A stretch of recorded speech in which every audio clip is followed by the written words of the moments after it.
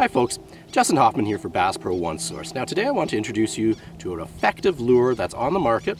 A lot of you might not know about it, it's relatively new, but it gets a lot of fish in the boat, and it's called a wake bait. Now I've got a wake bait right here. Now basically what it is it's a fat-bodied bass profile crankbait which floats.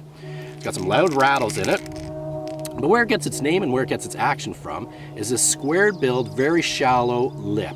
Now what this lip does is, when you cast it out and retrieve it, it actually stays on the surface and creates a big wake behind it.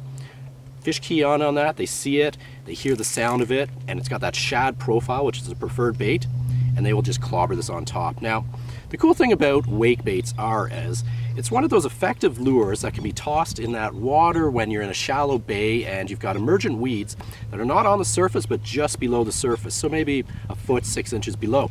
Yeah, you could burn a spinner bait, you could throw a crankbait, you could throw a top water.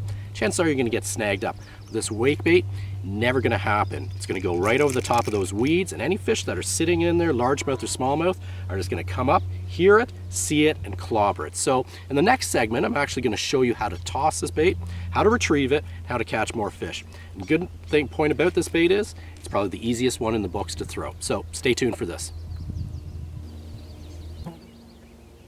So, some equipment needed for throwing a wake bait is a crankbait rod. Choose a rod about 6'9", 7 foot. You want about a medium heavy action, bit of a limber tip, and it's a bit of a backbone in the back end. You're going to want to throw that on bait cast. What I actually choose is 30-pound test braid for throwing wake baits.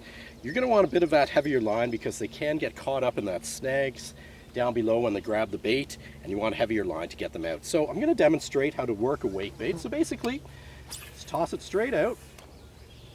I like to leave it for maybe about 5-10 seconds after it lands. If there's a fish in the area, it might have been alerted to that splash. Come up to investigate and might clobber it straight away. So once you get that, engage the reel, and basically the easiest retrieve out there.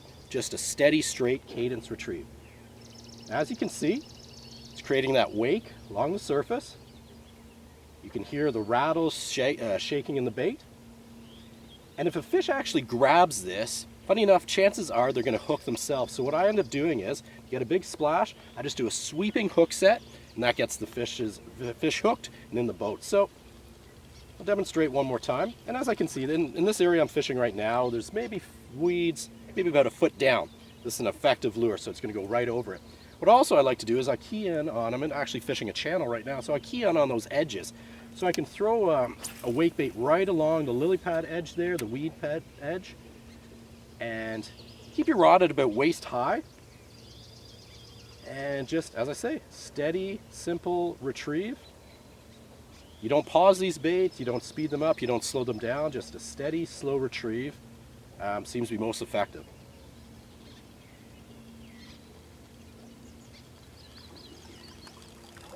So there you go, folks, wake baits. They're effective for bass, largemouth or smallmouth, especially for that emergent weeds, and they catch a lot of fish. So check them out on the Bass Pro website or in the store. Pick up a handful, different colors, different sizes, and go and catch some fish this season. Thanks for watching Bass Pro One Source. I'm Justin Hoffman, and we'll see you on the water or on the woods next time.